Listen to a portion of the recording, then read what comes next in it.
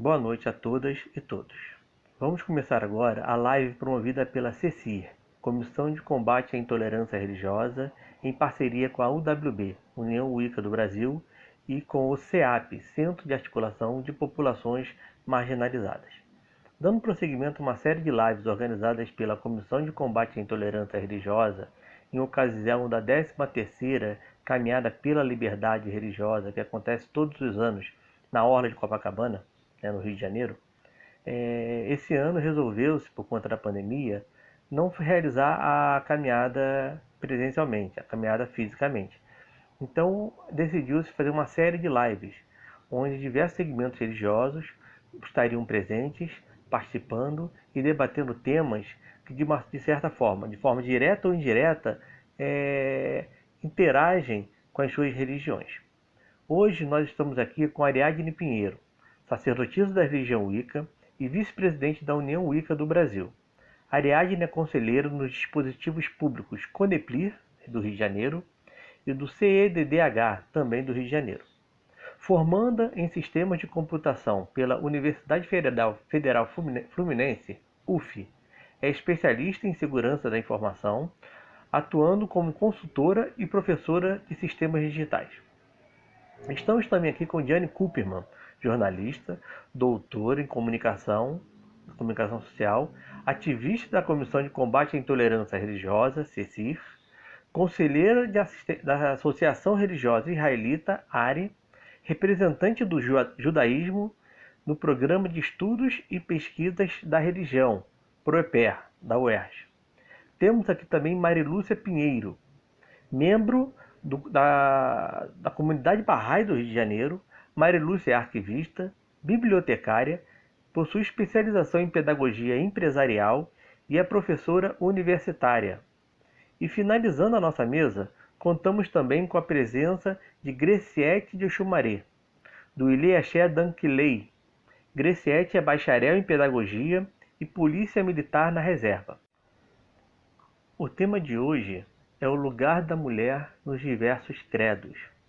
Então nada mais justo do que dar lugar à voz a quem de direito, as mulheres, tão fortes, tão importantes dentro de uma sociedade, seja religiosa ou não.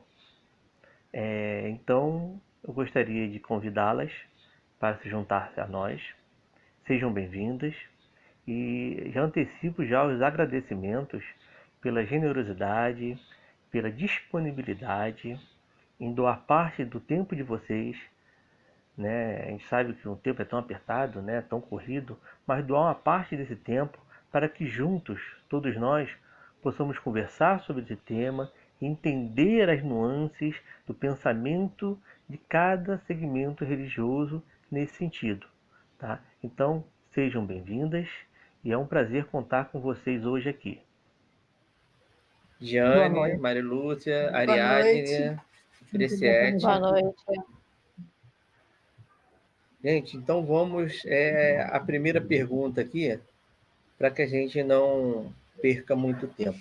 Eu vou fechar o áudio de vocês e deixar só o da pessoa que eu vou direcionar a pergunta. Tá? A pergunta é direcionada para todos. Tá? Então, a primeira pergunta é: como vocês percebem a atuação da mulher na religião de vocês, no passado e na atualidade? Eu gostaria de começar com a Greciete, por favor. Boa noite, Greciete. Boa noite. Eu percebo a nossa religião indo e vindo, né? Nunca podemos deixar o nosso passado, até mesmo porque nós cultuamos os nossos antepassados. Né? E nossa religião, especialmente a religião de matriz africana, ela tem, né, a mulher como num valor maravilhoso, vamos dizer assim, né? Eu tenho que começar a falar até mesmo das escravas ganhadeiras. Eu sou muito metódica, então eu vou falar das escravas ganhadeiras, que elas vieram com as suas peculiaridades. Nós já sabemos que vieram os escravos e tal, para encurtar. E vieram as escravas lavadeiras, e daí surgiram as feiras. Essas escravas, elas vendiam o que os maridos traziam das lavouras e até mesmo o que vinha, né, os restos que vinham das casas dos patrões. E através das escravas lavadeiras foi criada a matrifocalidade, ou seja, as mulheres que não tinham maridos dentro das suas casas, né, elas tinham o poder da família, vamos dizer assim, né? E daí surgiu essa matrifocalidade, esse matriarcado, essa coisa de mãe, né? Daí surgiu esse poder da mulher dentro das religiões de matriz africana. Ou seja, nós não podemos esquecer o nosso passado. Nós estamos sempre cultuando os nossos ancestrais. Ou seja, o passado e o presente estão interligados, porque nossa religião é muito antiga. Nós temos roupas, nós temos costumes muito acirrados, então nós temos que não podemos deixar o passado de lado. O passado está sempre presente. Será que eu fui bem clara? Sim, sim, com certeza. Eu que agradeço aí pela sua fala. É sempre importante, né? Nós sabemos um pouquinho dessa raiz da matriz de vocês, até porque ela construiu, né, toda uma base do nosso também, né, em termos de cultura, né? Muito obrigado. Eu que agradeço. Eu gostaria de ouvir agora um pouquinho da Marilúcia, né? Marilúcia, a religião de vocês é o que eu falei na outra live, nós sabemos muito pouco, né? Então, qualquer informação nova, né, chega como um néctar para a gente, né? Importante. Então, eu gostaria de saber essa visão, pelo olhar, por favor. A fé Bahá'í, ela nasceu no século XIX, né, 1844. Então, meados do século XIX. E ela vem do Irã, né, que é o berço muçulmano. Aí vocês imaginam o papel da mulher, quem era a mulher naquele século, naquela localidade. Já nasceu guerreira. Até hoje somos guerreiras, né? Até hoje somos assim pioneiras no que a gente faz em levar a fé para todos, né? Em divulgar a fé. Então, vocês imaginem como as mulheres naquela época, século XIX, né, elas lidavam com homens, né, que dominavam o clero, e elas se viam ali atraídas pelo novo manifestante, né, pelas leis do novo manifestante, e eram até impedidas de se declararem Baha'is ou de se declararem Babis, né? Que a fé Bahá'í começou com o Bab, que foi, digamos assim, um manifestante que veio para dizer que viria outro manifestante, Bahá'u'lláh. E aí nós temos muitas mulheres desbravadoras, se a gente pode assim dizer, da fé, e hoje também, né? Porque muitas saem dos seus locais de nascimento e vão para outros lugares para divulgar a fé. Então, realmente, o desbravamento, a garra da mulher na fé Bahá'í é constante. Já nasceu guerreira, já nasceu à frente do tempo, né? Porque tirar um véu naquela época, meu Deus, que isso! E ainda continuamos outros véus, né? Mas ainda continuamos desbravando.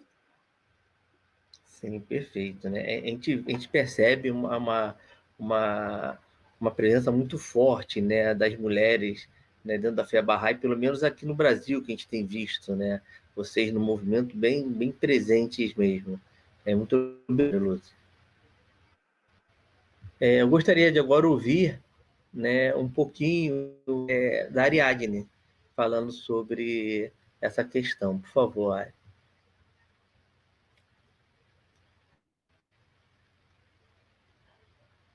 Eu percebo a atuação da mulher, né, especificamente na religião Wicca e também especificamente no Brasil, como um salto de conhecimento próprio, e esse conhecimento ele é propagado como uma grande possibilidade de libertação de padrões que lhe foram ensinados toda uma vida, de padrões aos quais ela não se sente ligada, ou talvez faça porque assim lhe foi ensinado pela família, mas que não refletem a essência dela, né?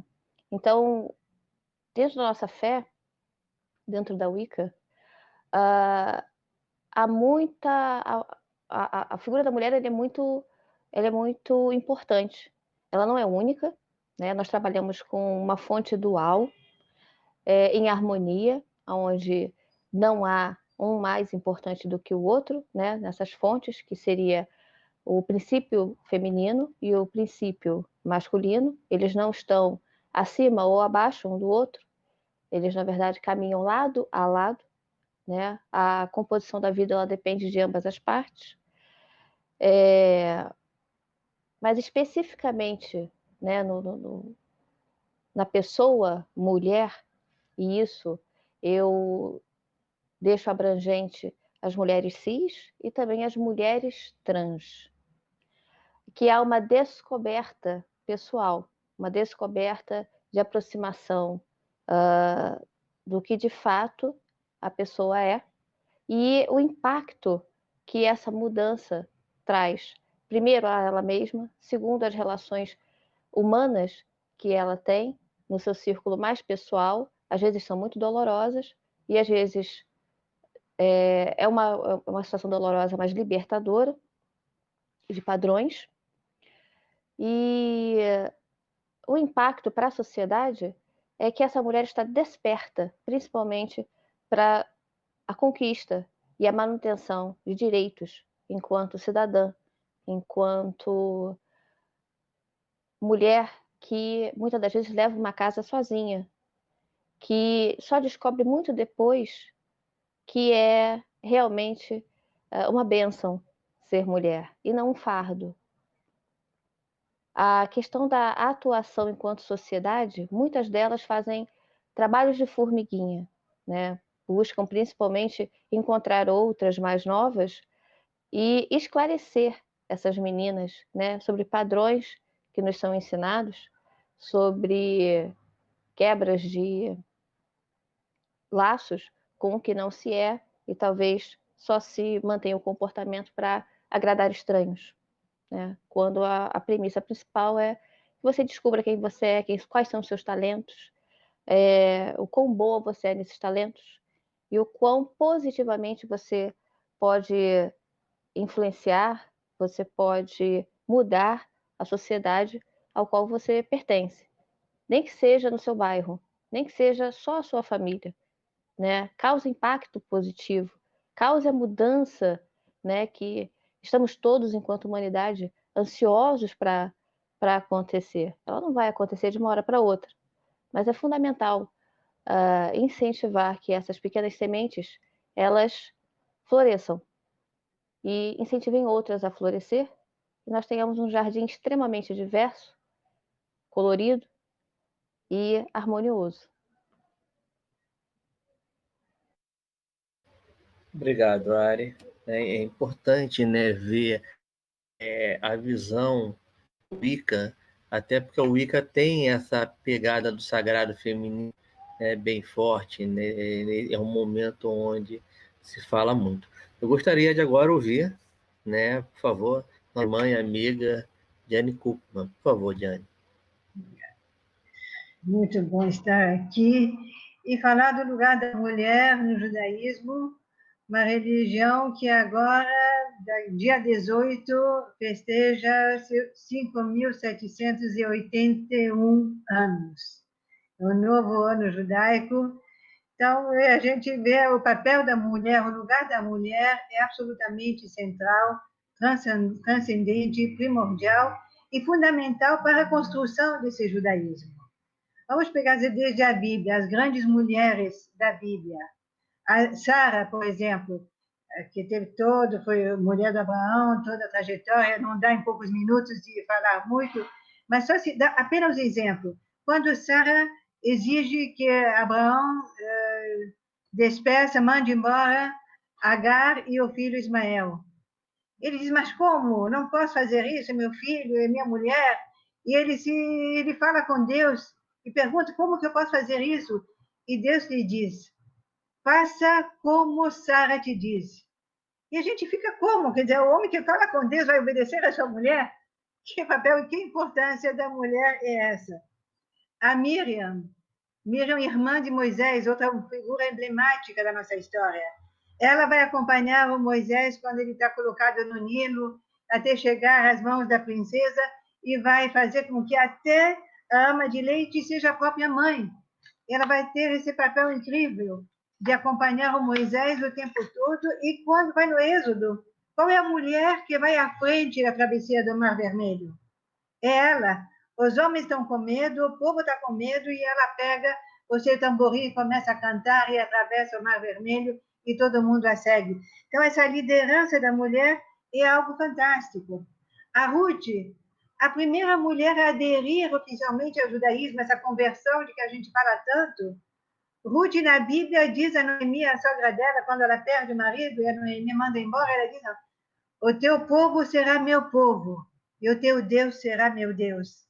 Que profissão de fé maior e que adesão maior do que essa é possível. E a Esther, o último exemplo bíblico, é aquela que vai salvar o povo judeu da primeira tentativa de extermínio do povo judeu por ser judeu. O Holocausto houve essa tentativa emblemática, a gente conhece, a Inquisição também, mas já na era pré-cristã, uma mulher salvou o povo judeu por seus encantos, por sua capacidade.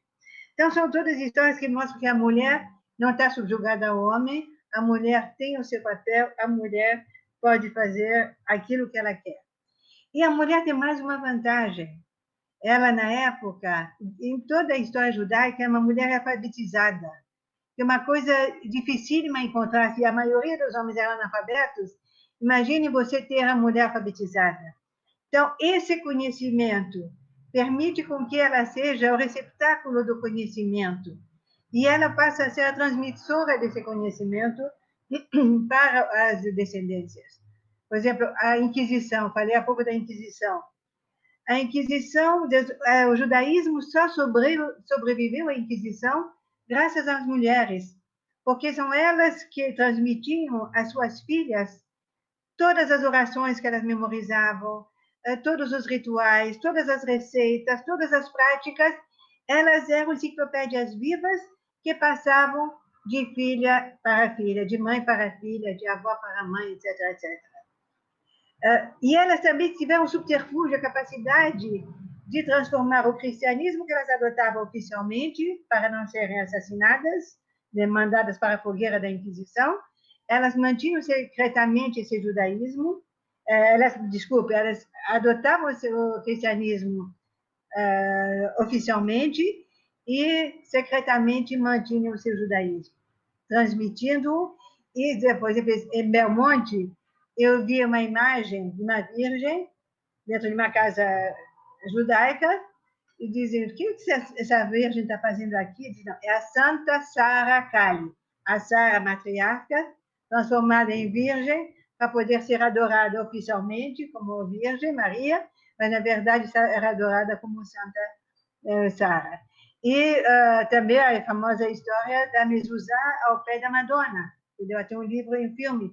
É como se todo judeu, você sabe que tem uma mezuzá na porta, que você beija ao sair, ao entrar. Como que os judeus iam beijar a sua mezuzá sem se denunciar sendo judeus? Então, botavam a mezuzá no pé do crucifixo ou da Madonna e beijavam na entrada, na saída. Era a devoção máxima ao Cristo e à Virgem. Há muitas outras funções da mulher na época, então, ao longo da história, vocês imaginam uma história tão longa, quantos exemplos podem ser dados. Voltando para a atualidade, esse papel se manteve. A mulher mantém esse papel predominante de transmissora do conhecimento, de igualdade, que aí é uma luta muito grande pela igualdade, mas eu acho que isso você vai perguntar daqui a pouco, então respondo esse papel da mulher no seu segmento, nos nossos filhos. Obrigada. Eu te agradeço, Diane.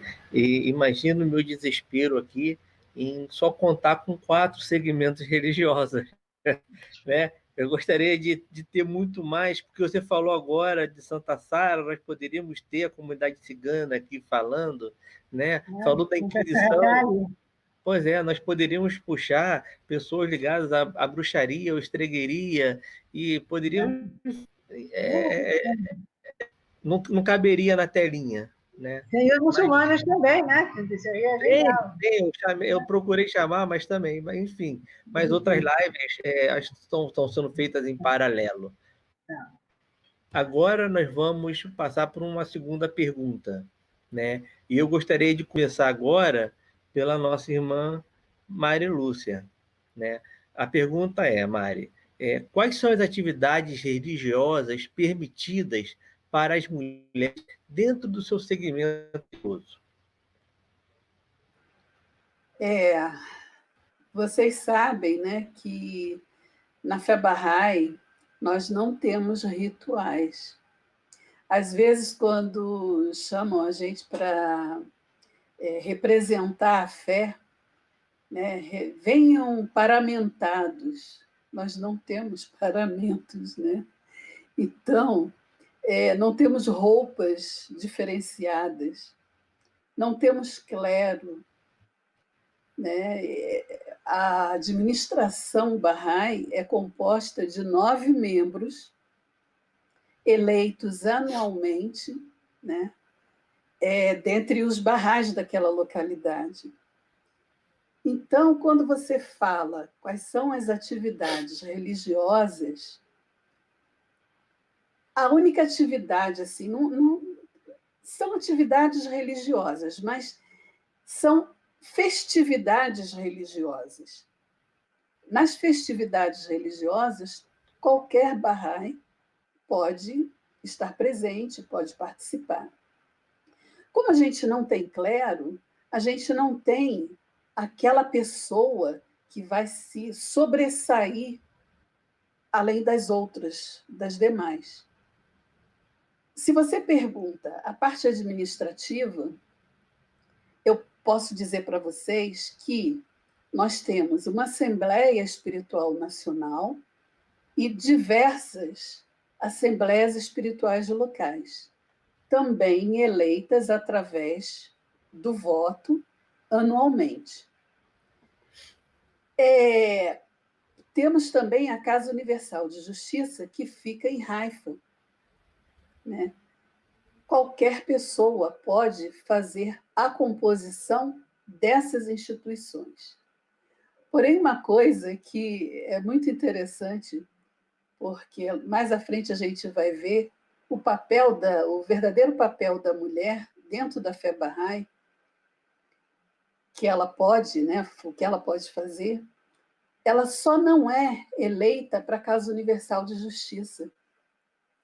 Muita gente pergunta, poxa, mas se vocês valorizam tanto a mulher, se vocês preconizam que a igualdade de direitos e oportunidades entre homens e mulheres, né? Por exemplo, eu posso ser eleita, eu sou membro da Assembleia Espiritual Local do Rio de Janeiro, mas poderia também ser eleita para uma Assembleia Espiritual Nacional, independe, homem ou mulher. Mas da Casa Universal de Justiça, não. Por quê? Para proteção. Isso a gente ainda não sabe. A realidade, o fato, por que não podemos ser eleitos para a Casa Universal de Justiça. Mas é uma proteção para a gente. Porque nós somos a primeira educadora, né? Nós atendemos a nossa família, nós educamos. Então, o trabalho que é despendido pela a Casa Universal de Justiça é tão intenso, porque é para o mundo, né? Ela é eleita para o mundo, que a mulher ela seria muito sacrifício para a mulher, entendeu? Então, essa situação de atividades religiosas, por não termos rituais, então qualquer Bahá'í, né, pode ser ser conduzido, né? Por exemplo, se é um casamento, quem for o coordenador daquela assembleia local, ele vai fazer o casamento, vai realizar aquele casamento. Se ele não estiver na cidade, naquele momento, o vice-coordenador pode assumir o papel, né, de celebrante daquele casamento. Então, eu acho assim que a única atividade religiosa mesmo que a gente participa, né, é um casamento. Porque a gente não tem batismo, a gente não tem crisma, né? A gente não tem esses rituais. Mas na parte administrativa, a mulher está presente em todas as situações, em todas as atividades. Seja ensino, seja ser membro da Assembleia Local, membro do Conselho Regional, membro da Assembleia Espiritual Nacional. Nós estamos em todos os espaços. Que bom. Muito bom, Mário. Só quebrando o protocolo um pouquinho a sequência, agora eu fiquei meio curioso. Você não tem templos religiosos, então? Nós temos alguns templos espalhados pelo mundo, né? Em outras localidades. No Rio, no Brasil, a gente não tem. O Templo da América do Sul fica em Santiago, no Chile, em Penalholém. E vocês têm cerimônias fúnebres? Temos cerimônias fúnebres. Não citou ela na sua fala, tá? Temos sim. Isso aí a gente tem uma cerimônia congregacional, né? Então, tem as orações que a gente faz. E uma atividade assim, religiosa são as nossas orações individuais, né? Que realmente são individuais, e a gente tem determinados preceitos, assim como os muçulmanos têm, né? Porque a fé Bahá'í vem de origem muçulmana, né? Então, a gente tem os nossos preceitos para as nossas religiões, para as nossas orações, desculpa. Obrigado, Mário. Foi muito esclarecedor. A gente tem muitas dúvidas, né, com relação à religião e está para isso. Obrigado. Eu vou perguntar agora para Griciete. Griciete, você lembra ainda da pergunta ou quer que eu repita? Não, eu lembro. Quais são as atividades religiosas permitidas para as mulheres, né? Maravilha. Então, a nossa religião, nós temos assim degraus, né? Um ano você faz o santo, vamos dizer assim, falando de forma chula, né? Você faz aquele ritual todo quando você entra. Depois você vai seguindo 1, 2, até 7 você chegar a ser ebome, vamos dizer assim. E tem vários postos também, vamos dizer assim, tipo Eked, Ogã, o Ialorixá, o Babalorixá, tem a Abiã, que é iniciante. Então, o que acontece? As mulheres podem estar em todos esses degraus, sendo que até hoje eu não vi, dizem que já tem, né? Como a nossa religião é muito antiga, a mulher sendo ogã, eu ainda não vi. É o único posto, o único degrau que nós não podemos subir. O degrau próximo ao ogã seria a Eked. A Eked é uma mulher, não existe Eked homem, não existe Ogã mulher. Porque a religião machista, religião nada disso. Nós acolhemos a todos, sendo que nós temos a nossa hierarquia e tem que ser seguida. Ainda não vi mudar nada, ainda não escutei mudar nada, não tem nada que diga o contrário, né? O homem, calça, camisu, a mulher, a saia, o camisu, o pano da costa, o pano de cabeça, que nós temos rituais para tudo, né? Então, a mulher está sempre em todos os lugares, menos no atabaque, que são os ogãs que ficam ali. No restante, em todos os lugares, em todos os segmentos, a mulher ocupa. Muito obrigado. Tá bom? Foi muito bom também. Eu tinha essa questão realmente, né, do Ogã e da Eked, né? Na verdade, tem muitas outras, mas não cabem aqui, infelizmente, né? E ainda mais as questões atuais que envolvem trans. Nós não vamos entrar no contexto aqui, né? Mas quem sabe uma próxima live, né? Por que não? Eu posso falar rapidinho? Em relação aos trans, cis, nós ainda não temos um determinado, vamos dizer assim, uma pessoa que fale, não, pode, tem que ser assim, entendeu? Então, nós abraçamos a todos, sendo que eles vão chegar e vão agir como o gênero que nasceu. Ah, mas se está na carteira, mudou de nome, aí seria uma outra conversa. Essa é uma questão que a gente debate muito nas religiões né, nas religiões que não têm uma hierarquia, né, assim, tipo uma hierarquia máxima que possa reunir, né, uma assembleia máxima, enfim. Mas é um bom tema, eu acho que a gente pode puxar isso no futuro, sim. Verdade. Obrigado. Eu gostaria agora de ouvir a nossa Diane, por favor. Muito bom. Bom, o lugar da mulher nas religiões, na verdade, estão em todas.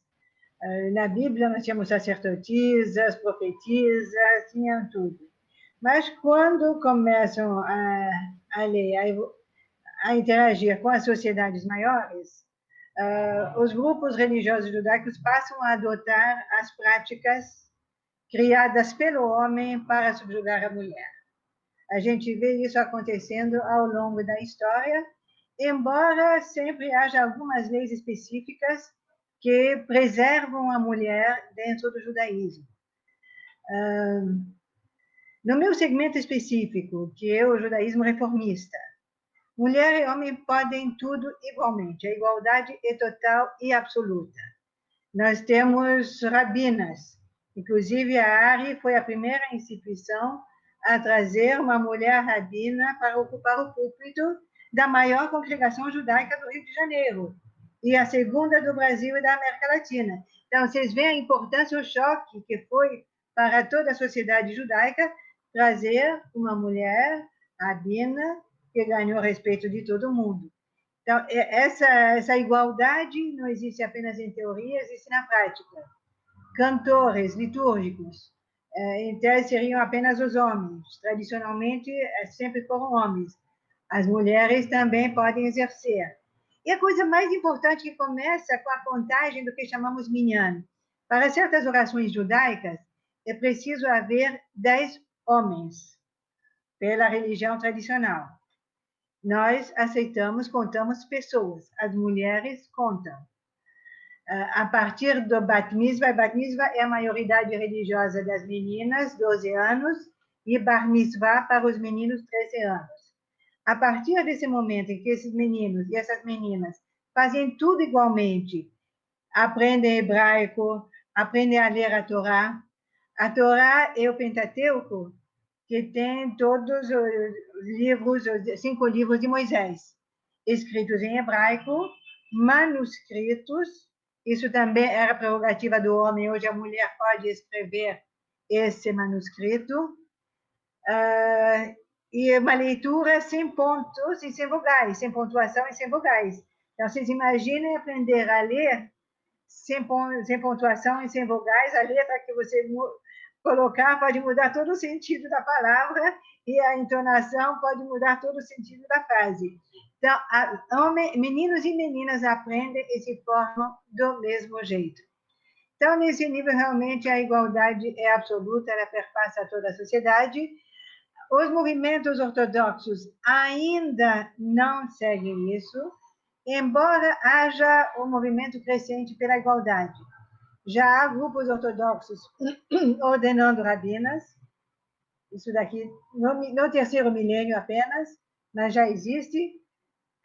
Embora na antiguidade já houve rabinos permitindo que as suas filhas, como Rashi, permitindo que as suas filhas, e não teve filho homem, que as suas filhas estudassem a fundo a Torá e botassem tefilim, que é algo que, em princípio, só os homens colocam, e usam talit, enfim, toda a vestimenta ritualística que o homem usa na sinagoga, hoje a mulher pode usar pela igualdade absoluta. Eu acho que é isso, rapidamente. Sim, muito interessante essa questão da rabina, né? A gente já tinha ouvido falar, mas né, a gente não sabe se é lenda. Provou agora que não, né? Eu acho importante isso. Até dentro do movimento interreligioso, né? Nós temos também, né, as rabinas também, por que não? Né? Vou finalizar essa pergunta com a Ariadne. Não, mas só dizer uma coisa. Espera aí, deixa eu abrir. Calma, espera aí. Só complementando, hoje no Brasil há várias mulheres já rabinas formadas e ocupando seus púlpitos em São Paulo, no Rio, e outras estudando e se formando, é um movimento crescente. Muito bom. É muito bom saber disso mesmo. Obrigado. Eu gostaria agora de ouvir a Ariadne. Você fez o microfone, eu não consigo abrir.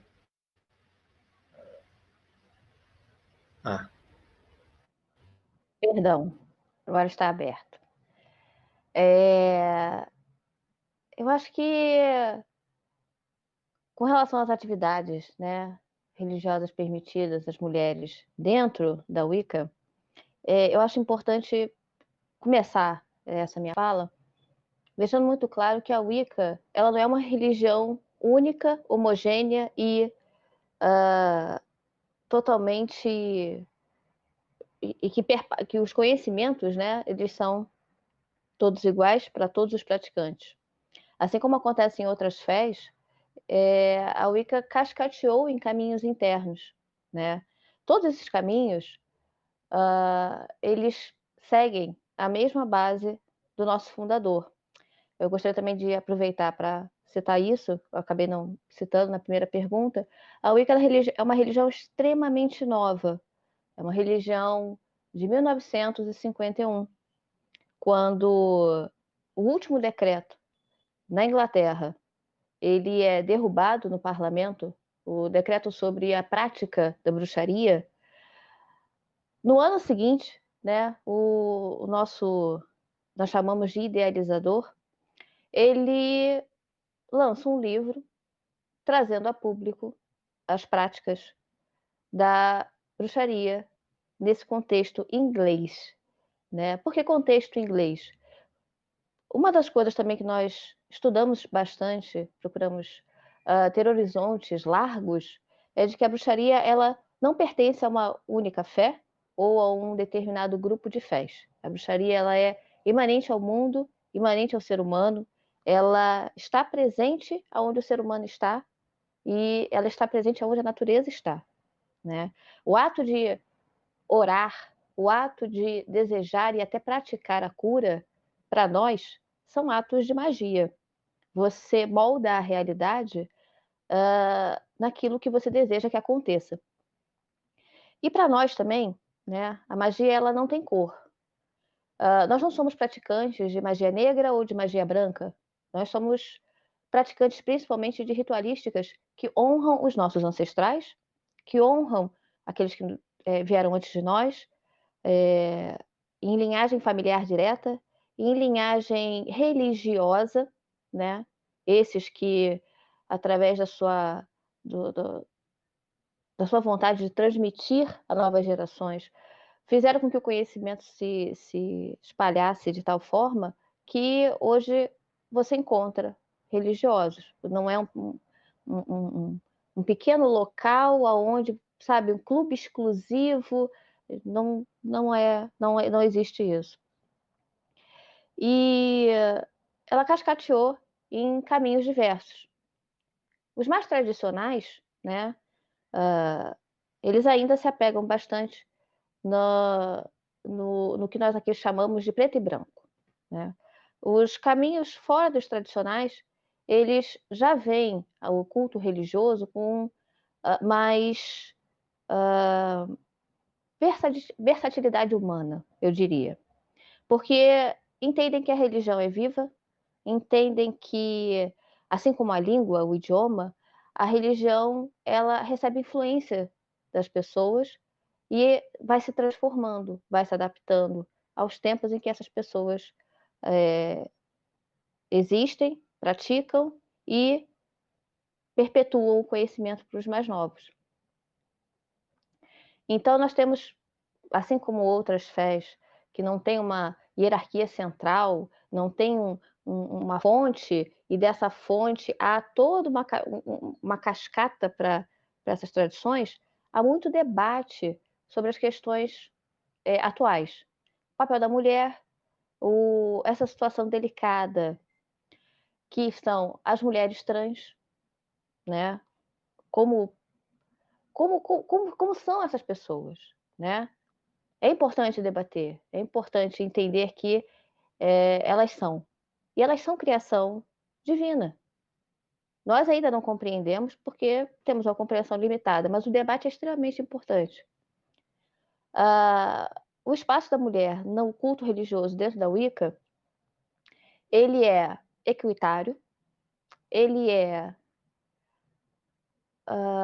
não só inclusivo, ele é um ensinamento da prática sacerdotal. A Wicca, ela nunca pretendeu, desde a sua criação, ser uma religião de massas. Os covens, as famílias, elas não têm clero, né? E a pessoa, quando adentra para a religião, ela, na verdade, ela adentra para se transformar em um sacerdote ou uma sacerdotisa. Nós não temos o meio termo de apenas participar e estar junto com aquelas pessoas iniciadas no culto. Nós não temos essa flexibilidade. Nós entendemos que você é a voz que entra em contato com o divino, sem intermediários, sem intermediadores, sem pessoas no meio. E isso, obviamente, causa uma enorme responsabilidade, porque se você se comunica de forma equivocada, se você entende que o divino está a seu favor para situações da natureza humana, como a vaidade, o ego e outros tantos, né, defeitos próprios humanos, você não compreendeu nada, você não vai alcançar, né, o que deseja.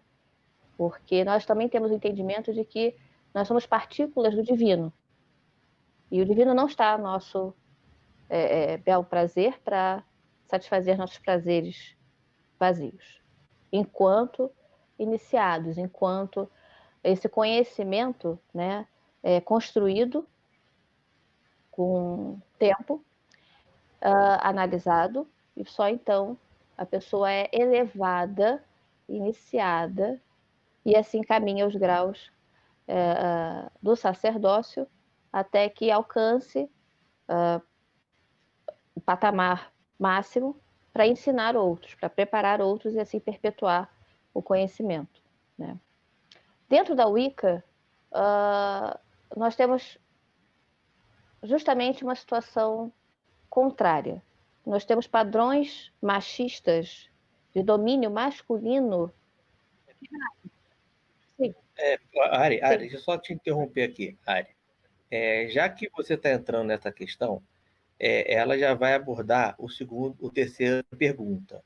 Estou começando no rodízio, então você finaliza a sua fala com respondendo a seguinte pergunta, tá?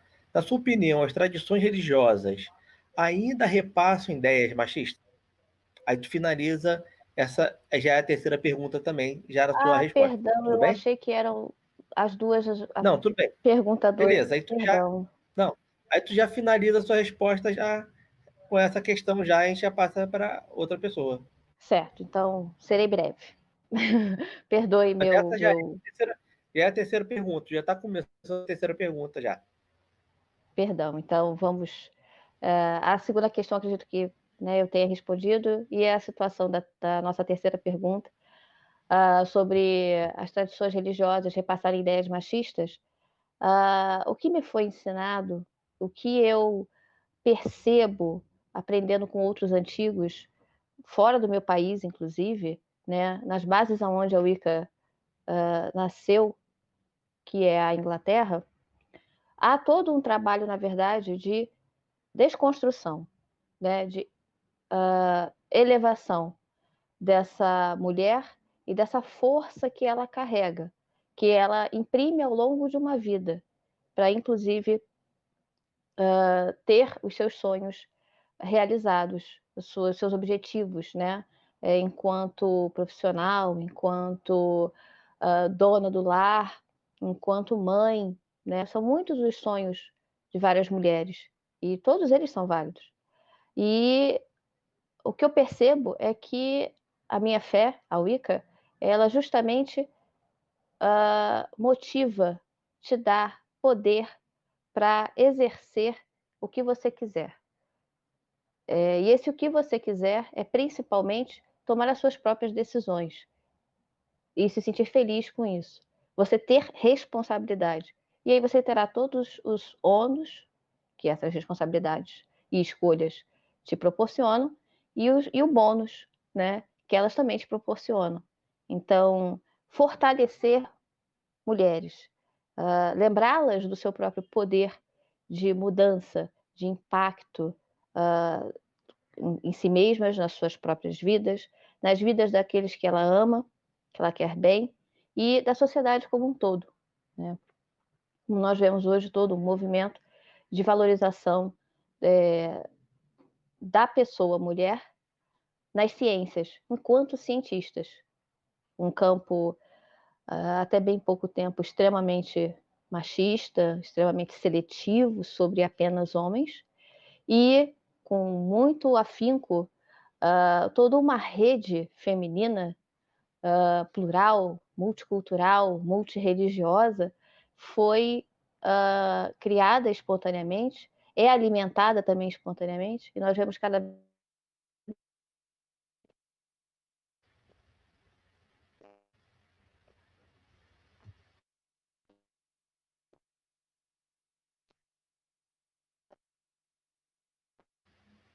O Ari está picotando, não ouvimos muito a sua resposta. Eu vou passar para uma outra pessoa tudo para bem. você tentar restabelecer a sua conexão, tá? Voltando à pergunta, vocês estão me ouvindo? Então, né? Então, a pergunta é: nas tradições religiosas que vocês representam, né? Vocês ainda veem o machismo está presente nessas religiões? Eu gostaria de ouvir a Greciete, por favor. Bom, como eu falei anteriormente, nós temos os degraus, temos os nossos postos, de maneira com que os anos vão passando, você vai galgando alguns postos acima do que você entrou.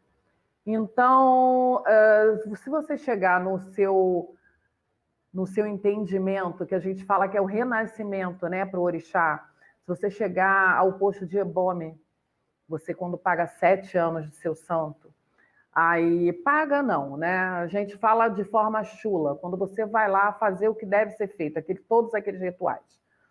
Então, você chegando lá no posto de Ebome, se você tiver cargo para ir a Lorixá, como eu tenho, aí sim você vai montar o seu Ilê-Axé. Isso no caso, que eu pertenço ao Ilê-Axé ao Pofanjá. Mas tem outros segmentos. dentro das religiões de matriz africana. Tem o Jeje, tem o Efon, dentre outras. Então, você vai abrir a sua casa de axé. E você abrindo a sua casa de axé, quem vai ditar as ordens, né, é você. No meu caso, a minha casa não é machista. Não é machista. Nem na casa do meu pai de santo também não é machista. Ah, mas você, quando é a Bian, a gente fala Bian, a pessoa que não é iniciada, é tratada de forma que não é tratada o ebome. Mas isso é para homens e para mulheres, homens e mulheres. Então, não existe o machismo, até mesmo porque, não sei se vocês lembram que eu falei das escravas que vendiam, né, nas ruas. Então, quer dizer, a mulher está muito forte dentro da nossa religião, muito, muito forte. Apesar de termos, né, hierarquias, as nossas vestimentas existe significado, por isso essa discussão a respeito das pessoas, dos gêneros, né? Então, o que acontece? O pano da costa tem um significado, o pano de cabeça tem um significado, tudo tem um significado, toda a roupa. Então, por isso essa discussão, até gostei que a Ariadne falou, realmente, nós temos que colocar em pauta, principalmente as religiões de matriz africana. Mas isso aí já foi. Então, quer dizer, cada casa é uma casa, e na minha casa não é assim. Na casa do meu pai de santo e na casa de outras pessoas que eu conheço também não é assim. A ideia é machista. Até mesmo porque a nossa sociedade, a mulher negra, né? A nossa sociedade, ela massacra muito a mulher negra.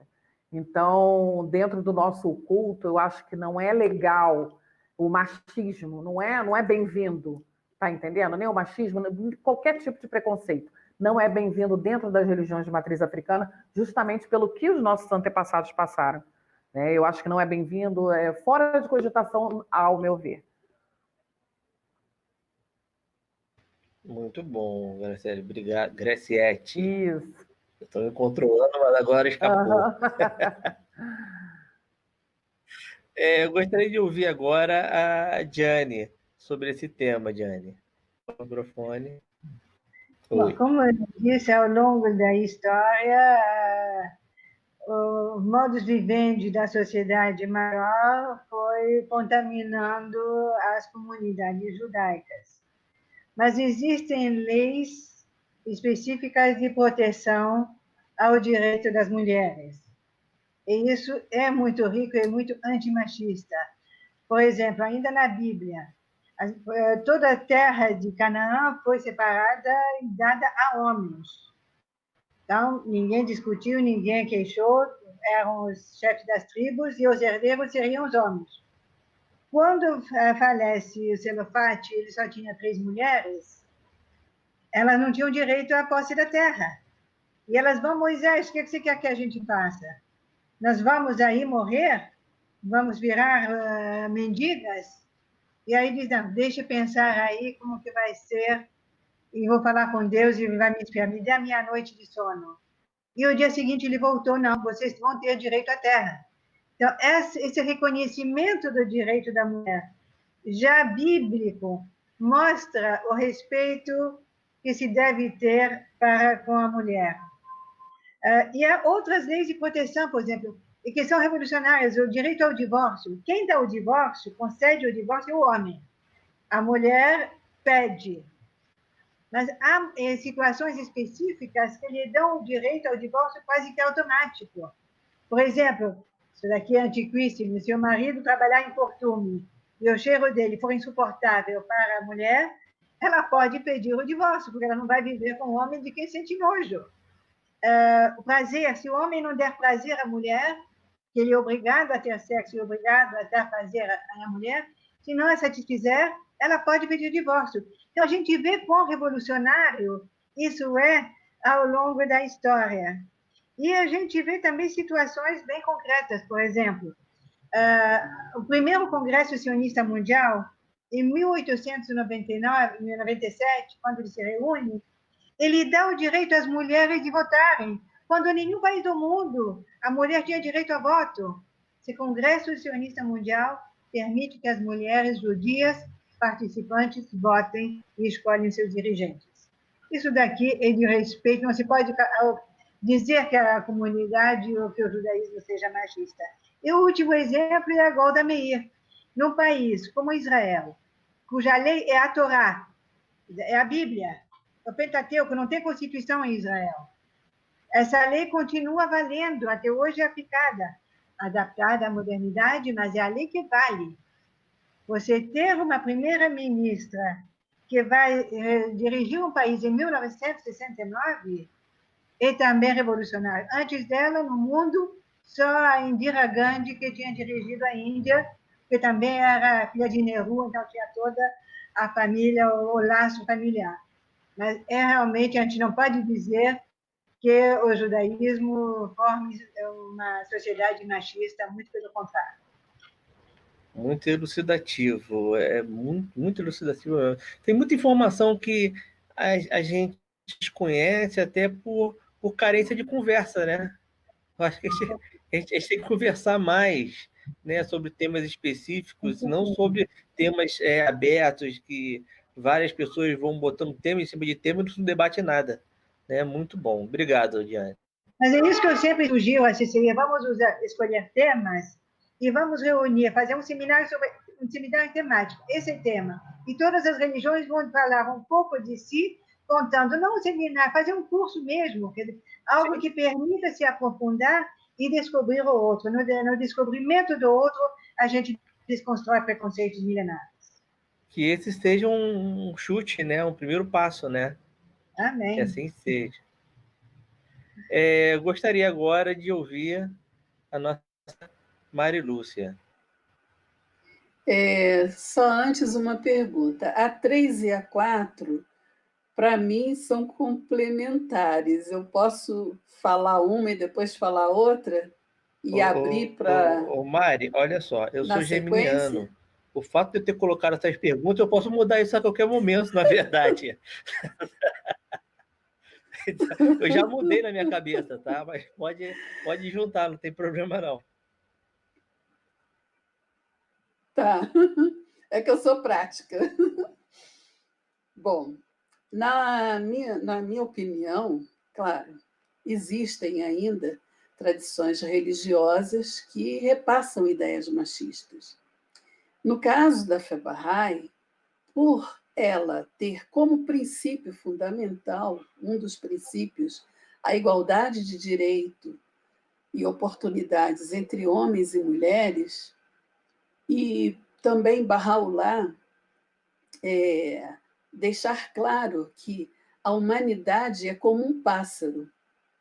Uma asa é o homem, a outra asa é a mulher. Se as duas asas não estiverem em equilíbrio, a humanidade não vai avançar. O que está emperrando o avanço da humanidade é justamente essas desigualdades, esses preconceitos, né? Por quê?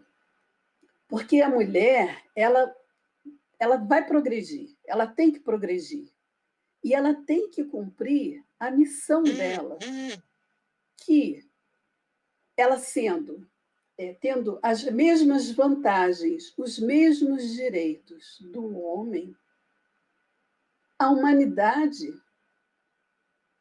está, como é que a gente pode dizer? Alcançará a paz, não terá guerra, entendeu?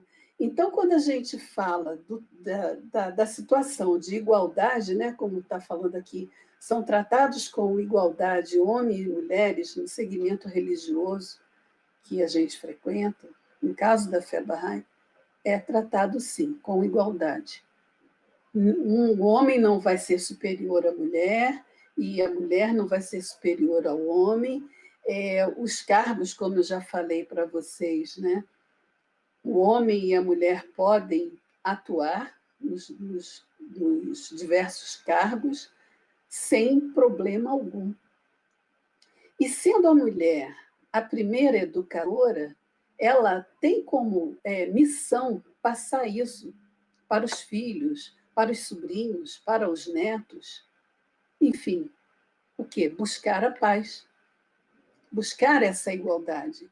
A gente sempre fala, né? Ah, porque menino não pode brincar com isso, menina não pode brincar com aquilo. Não, ela vai educar. Você pode, você deve. Se você quiser ser engenheiro, construir um prédio, você vai construir. A menina vai construir. Ah, vou ser médico. Vai ser médico? Ótimo, excelentes médicos, excelentes cientistas, né? Porque um dos princípios também da fé Bahá'í é a igualdade e a harmonia entre a religião e a ciência. Então, já desde pequeno, né, você não vai ter barreiras, você não vai ter preconceitos. Né? Então, essa questão de ideias machistas não pertence mais à nossa época. Quem age dessa forma está muito atrasado. Está muito atrasado. A gente tem que pensar a humanidade, a melhora da humanidade. Então, a gente tem que pensar com um olhar de futuro. Né? Isso aí é ideia machista, homofóbica, isso tudo não cabe mais no século que a gente vive. E cabe a nós, religiosos, mudar isso, porque para isso o manifestante vem, com as leis. Para quê? Para que haja uma mudança interior. Não é só, a religião não é só para o indivíduo, não é para enriquecer, não é para ter casa, carro, sítio, essas coisas, não. A religião ela está para te tornar melhor e para você servir o outro e ajudar o outro a ser melhor. Então, se a gente ainda continua com essas ideias de machismo, de homofobia, de preconceito, de racismo, o que vai. Onde é que a gente vai parar? Qual vai ser o destino da humanidade? Sabe? Então, a gente tem que voltar um pouquinho, vamos fazer uma reflexão, voltar para a nossa religião, cada qual com a sua religião. Temos os nossos preceitos, temos os nossos mandamentos, né? Os mandamentos que os manifestantes nos trazem. Vamos ler mais, né? É a Bíblia, vamos ler mais a Bíblia, ver o que realmente Cristo falou. Vamos ver o que Mohammed falou. O Alcorão é lindo, gente. O Alcorão é lindo. O Kitab Aqdas também é lindo, que é o livro Bahá'í, né? O Kitab Khan também é lindo, que é o livro Babi. Quer dizer, eles nos deram e a gente não está sabendo aproveitar. É só parar, olhar para dentro e olhar para o entorno, que a gente vai conseguir a paz. Com certeza. Eu acredito, eu tenho fé. Muito bom. É verdade, né, o Mari? As religiões são vivas, né? Então, por serem vivas, elas têm que se permitir muitas coisas vão acontecendo, e nós temos que entender essa situação e colocar dentro da nossa comunidade, discutir, debater, fazer uma releitura, e eu acho importante isso. Como a fala da Ariadne por conta da conexão, que a gente não ouviu nada que você falou com relação à parte do machismo, você gostaria de em 3 minutinhos, colocar essa questão, Ari? Sim, sim, até para a gente findar, né? Eu juro que serei breve. E para mim, como para Marilúcia, as duas perguntas para mim são bastante entrelaçadas. Então, assim como ela, eu também percebo que muitas tradições religiosas ainda, infelizmente, traduzem informações, perpetuam, na verdade, informações extremamente machistas, aonde a mulher é subjugada, inclusive na sua inteligência, enquanto ser pensante, e isso é uma tristeza enorme, porque se você for a primeira educadora, aquela que forma, inclusive, e mantém a família reunida, você está fazendo um desserviço, no meu entendimento, à sua própria família e depois à sua comunidade, né?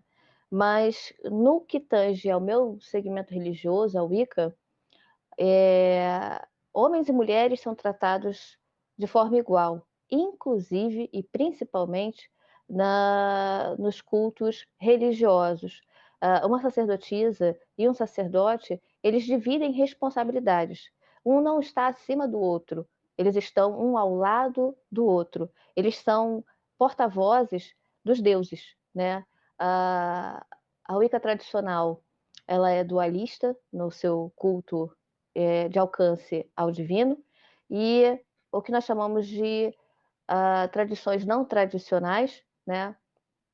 Elas são politeístas, elas entendem o divino com diversas divindades, diversas faces, que refletem a natureza que nos rodeia e principalmente ao qual nós pertencemos e retornaremos quando a nossa jornada findar neste plano, nesta forma que nós conhecemos. Então, o trabalho religioso, ele é extremamente equitário. O que nós procuramos fazer é que haja sempre, pelo menos, uma mulher e um homem a comandar os trabalhos nos círculos religiosos. E todos os participantes, sejam todas mulheres, sejam todos homens, sejam homens e mulheres daquele rito, eles são tratados também de forma equitária, em responsabilidades, em bênçãos, em sistematização daquele espaço religioso, do cuidado, da orientação, na parte da educação, dos cultos, do que fazer e do que não fazer, de como se comportar e principalmente de como não se comportar, não apenas dentro do círculo religioso, mas enquanto indivíduo social, porque não adianta você ter todo um cuidado com o seu divino e ser uma pessoa de péssimos comportamentos, péssima índole junto à sociedade. Essas pessoas podem não comungar do seu divino, mas é fundamental que você respeite essas pessoas e haja minimamente de forma respeitosa e com caráter para esses desconhecidos, que não são tão desconhecidos assim, né? Somos uma sociedade, se não há um funcionamento harmonioso, nós temos caos. E quando nós temos caos, nós temos aniquilação. Acho que ninguém deseja essa situação no macro sistema, né? no macro universo. Então, eu encerro por aqui com essas duas respostas. Obrigado, Ari, né? É porque, assim, você ficou falando, antes eu não estava ouvindo nada, então a gente achou por bem, né, passar a bola, mas você fechou bem, né? Eu Como eu agradeço. falei para vocês, né, eu mudo perguntas, que eu tenho esse hábito, né? Então, o tema dessa live de hoje é o lugar da mulher nos diversos credos. Pelo que eu percebi, e pelo que eu percebo, pelo que eu sinto, o lugar da mulher é onde ela quer estar, né? Independente de religião ou não. Então, em cima disso, eu gostaria de finalizar, com a última pergunta, que é o seguinte: qual a importância da mulher dentro do sagrado? Entendeu? Eu gostaria que cada uma falasse, é a última pergunta, tá? Cada uma falasse dentro. Eu não preciso nem falar de mulher, porque eu acho que é íntima, eu acho que é aquilo que a gente gostaria, né? Qual realmente o papel da mulher? Qual realmente, onde deve ser o papel da mulher dentro desse sagrado? A importância da mulher, que eu acho de extrema importância, né? Mas eu gostaria de ouvir de cada uma de vocês, né? Qual a importância da mulher dentro do sagrado, até para perpetuar o sagrado. Eu gostaria de começar, como foi a última, né, a primeira resposta, seja a primeira a responder. Eu vou estar com a Diane.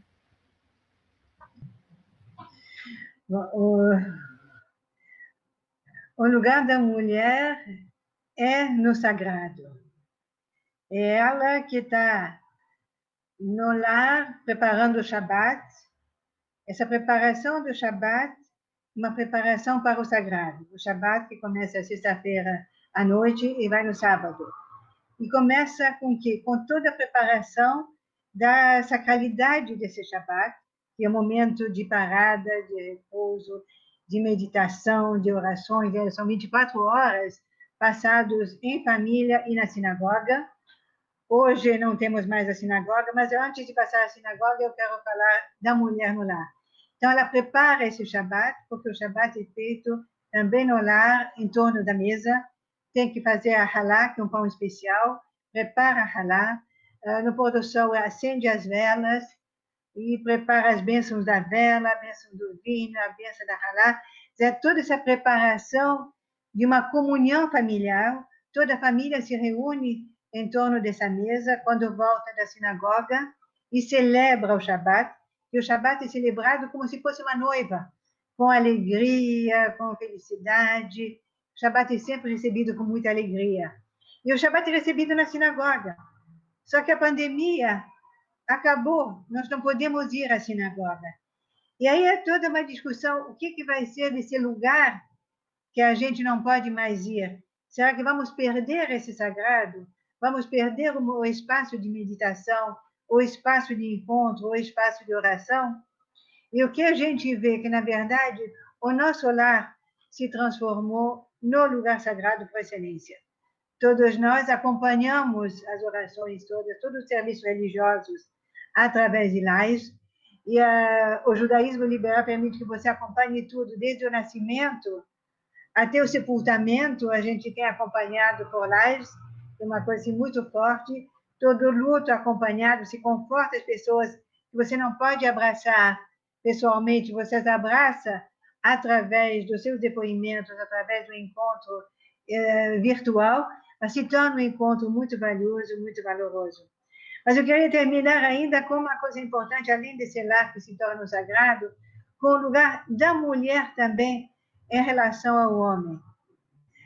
Há uma frase que mostra perfeitamente qual é o lugar do homem e da mulher dentro desse sagrado. O dito judaico diz o seguinte: o homem, cabe ao homem amar a mulher como a si próprio, e cabe-lhe respeitar a mulher mais do que a si próprio. E com isso encerro agradecendo muito essa oportunidade de estar com você, homem bendito entre todas as mulheres.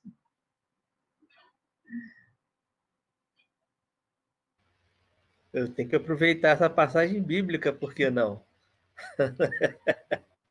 Obrigado, Jane. Você agradeceu muito essa live nossa, né? Espero que a gente consiga fazer outras lives juntas, até dentro desse ciclo de lives aí da Ceci. E bom Shabbat para vocês. Obrigada. Agora eu gostaria de ouvir a Mari Lúcia. Por favor, Mari. Lugar o sagrado, né? Você anteriormente perguntou se a gente tinha templo. Nós somos sagrados, porque nós acreditamos que o nosso corpo é o templo divino. Então, o nosso lugar está aqui.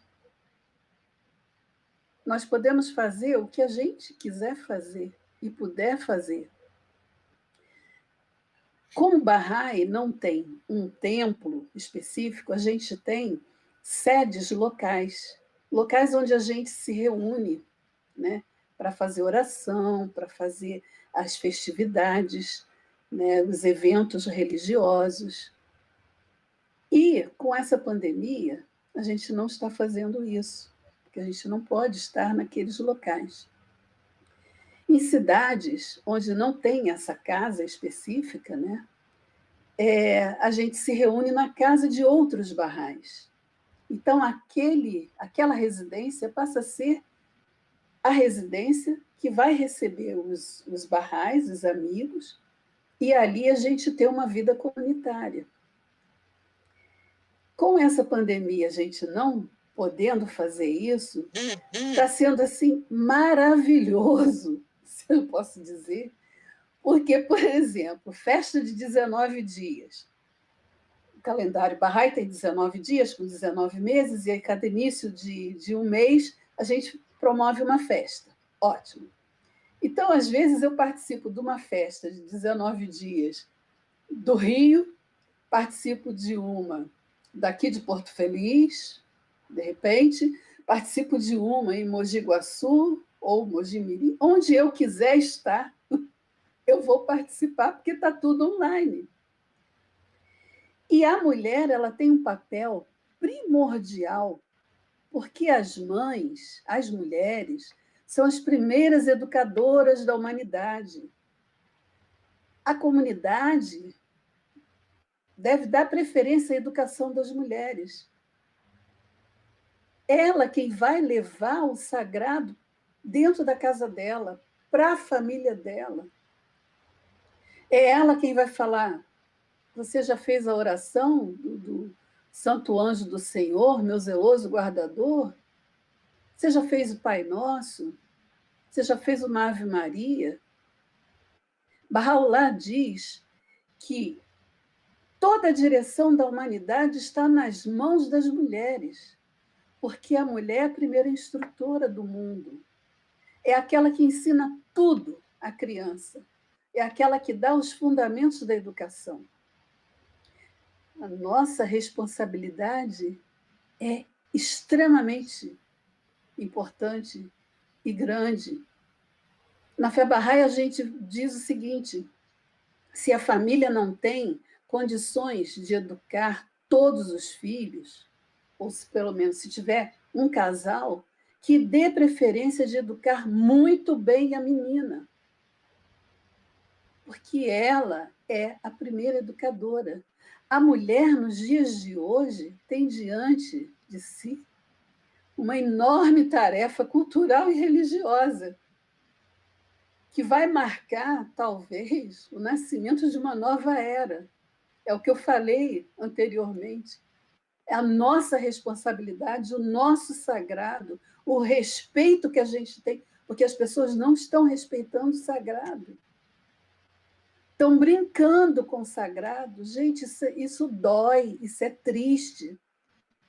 E é a mãe, é a mulher, é a tia, é a avó, é a madrinha quem tem que resgatar isso. Se não tem condições financeiras, que instrua religiosamente. Porque fica mais fácil, não vai para a criança não vai para o crime, a criança não vai fazer coisa errada, sabe? O adolescente vai servir porque ele quer a comunidade onde ele mora que progrida. Ele não vai fazer coisa errada. Falta o quê? Falta Deus ou deusa no coração da humanidade. Esse é o nosso papel.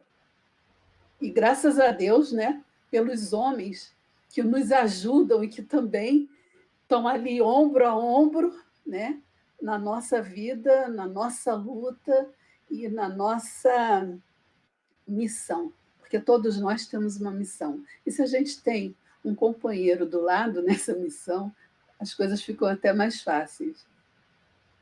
Que bom, Ari, obrigado.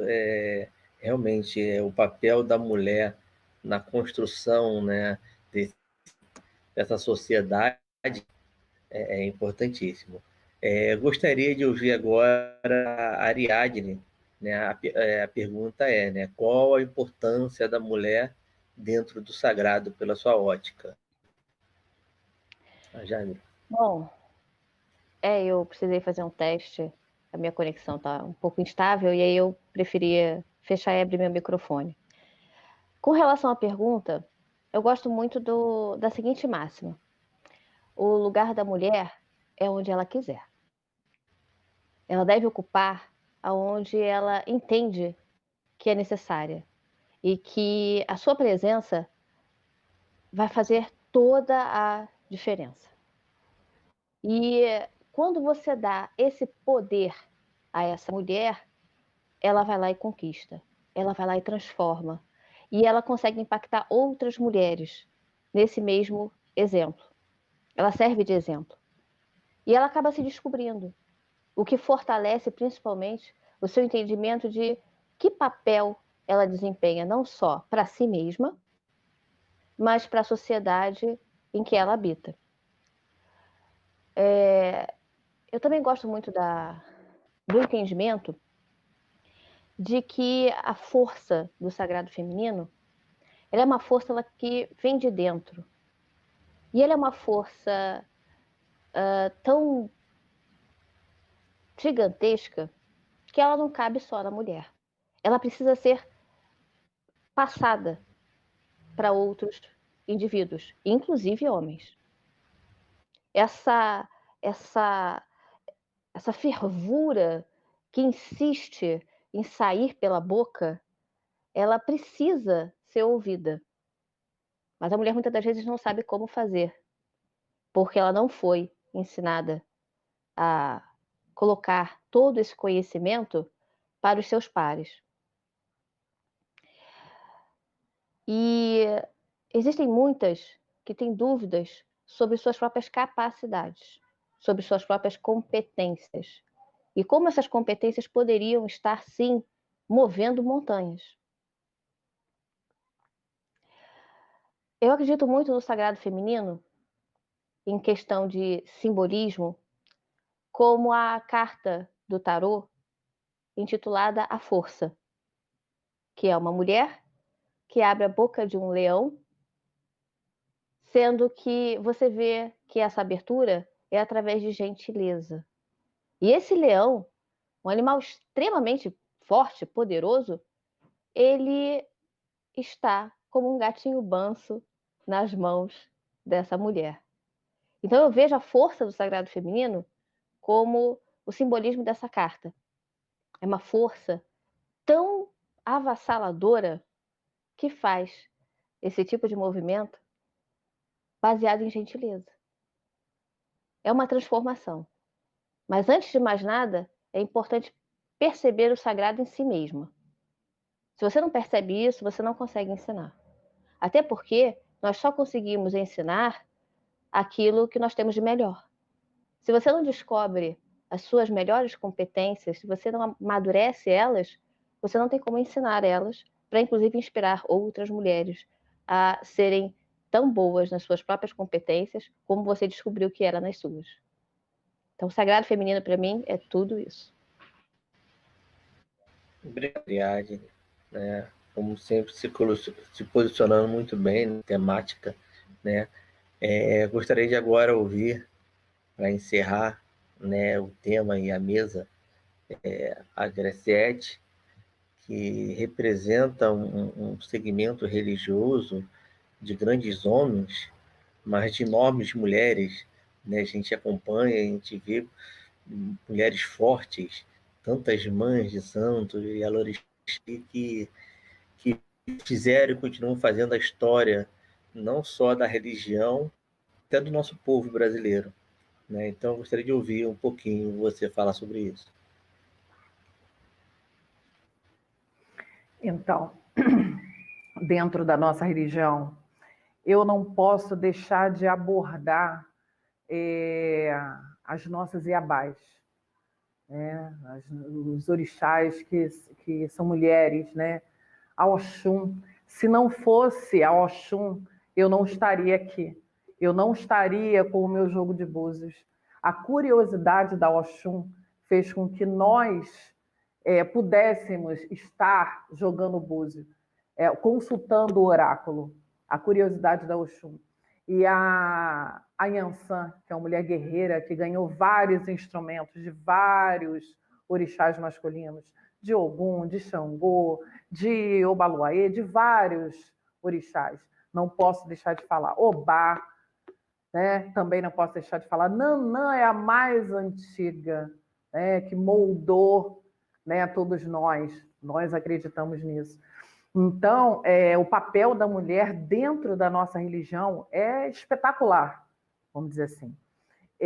Assim, falando um pouquinho, né, de mim, dentro do meu Ilê Axé, haja visto, eu sou policial militar, estive num local de homens, né? Durante 32 anos. Então, chega um filho de santo meu falar: mãe, eu não consigo. Não existe. Não existe isso para mim. Lá, logicamente, eu vou orientar, só que esse não consigo para mim não existe. Não, vamos lá, eu vou te ajudar, eu vou fazer junto contigo, eu vou pegar, eu vou fazer. Então, a doutrina lá é assim. Eu ensino a ter força, porque a mulher negra, ela tem a sua força natural. Eu estou falando do meu lugar de fala, né? De mulher negra. Nós temos a nossa força natural de, se tiver que sustentar a família sozinha, a gente sustenta. Se tiver que trabalhar, a gente trabalha com 2, 3 filhos, um agarrado aqui, outro agarrado ali. Então, assim, a importância da mulher é demais, divina dentro do nosso axé, dentro das religiões de matriz africana.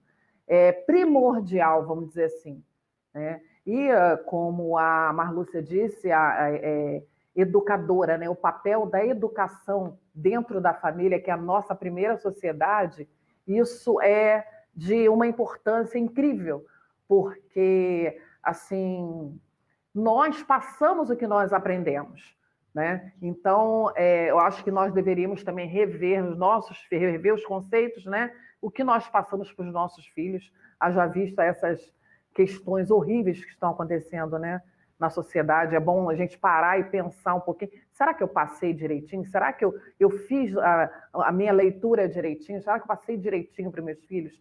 As minhas filhas foram iniciadas pequenas dentro do culto. Não obriguei, elas que quiseram iniciar dentro do culto.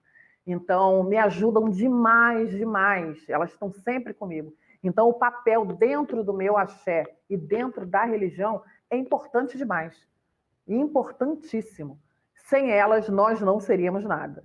Eu falo muito da Oxum, porque a Oxum, que, com a astúcia, né, com a inteligência, deu esse direito de nós sentarmos naquele cadeirão que anteriormente eram só dos homens. A história das Iabás são histórias assim maravilhosas, né? Com o tempo, depois eu posso contar. Mas foram pessoas, né, que nós acreditamos que viveram aqui. Então, é a importância divina. Só isso que eu tenho para falar. Realmente, a mulher, dentro da religião, tem um papel maravilhoso. Obrigado, Graciete. Eu vou abrir o microfone de vocês agora, que a gente está finalizando, mas em tempo gostaria de agradecer a generosidade, né, e a oportunidade que vocês me deram, né, de estar aqui conversando com vocês, né, fazendo essas perguntas, olhando e vendo, né. Eu sei que o lugar de fala é de vocês, eu estou mediando aqui, né, mas por isso que eu me sinto honrado, né, por esse permissionamento, tá? Porque eu só estou aqui como técnico gravando para que vocês possam falar tão bem, né, desse tema que é tão vasto, que daria um seminário maravilhoso, né? Agradeço, Diane, pela oportunidade, né? E a gente sabe que você tem um dia hoje corrido, Mari, Ariadne e Graciete. Muito obrigado a vocês. Se vocês quiserem falar alguma coisa. Só agradecer mesmo, fiquei assim, nossa, estou aqui arrepiada. Muito bom, muito obrigada. Ceci, né, a SEAP, a você, Og, né, a todas as minhas parceiras, para cada vez mais enaltecer a mulher e dizer que estamos juntas, sempre. Eu só acho que nós deveríamos ter um encontro para nos conhecermos melhor, trocarmos as nossas experiências. Não sei se vocês concordam. E agradecer a todas, porque, assim, eu ouvi coisas que eu nunca tinha ouvido anteriormente. Então, assim, foi muito educativo para mim.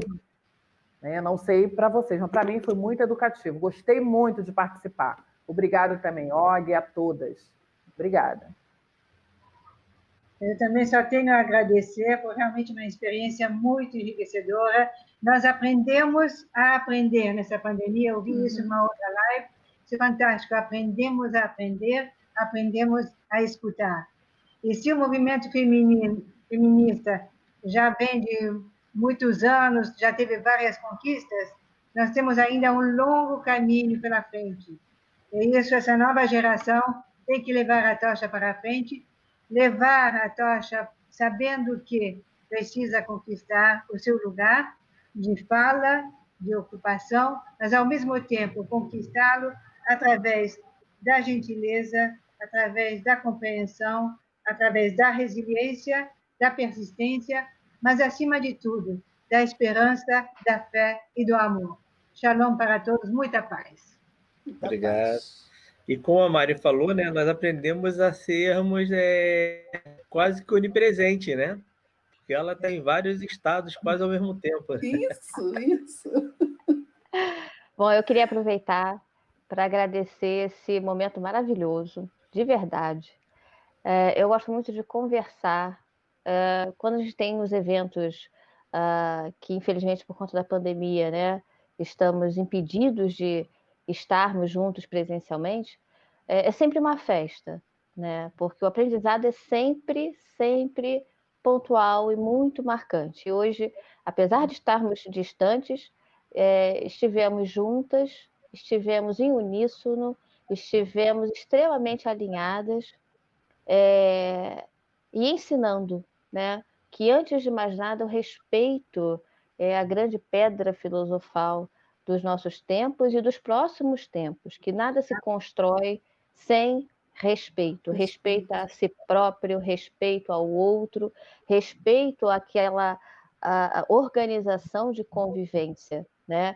Você pode não compactuar e vivenciar, mas é fundamental que você respeite aquele diferente. Ele não é uma ameaça, ele só é diferente. E aproveitar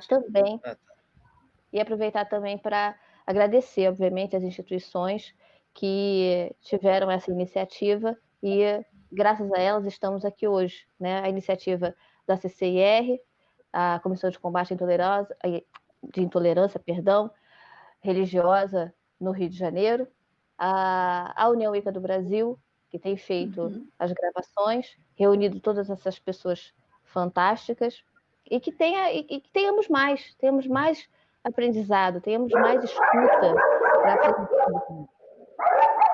Gente, então, o cachorro a gente se vai. Meu dois. Obrigado, boa noite a todos e todas. Boa noite, obrigada, axé. Obrigada, gente. Shalom para Saudades. todos. Até muito breve.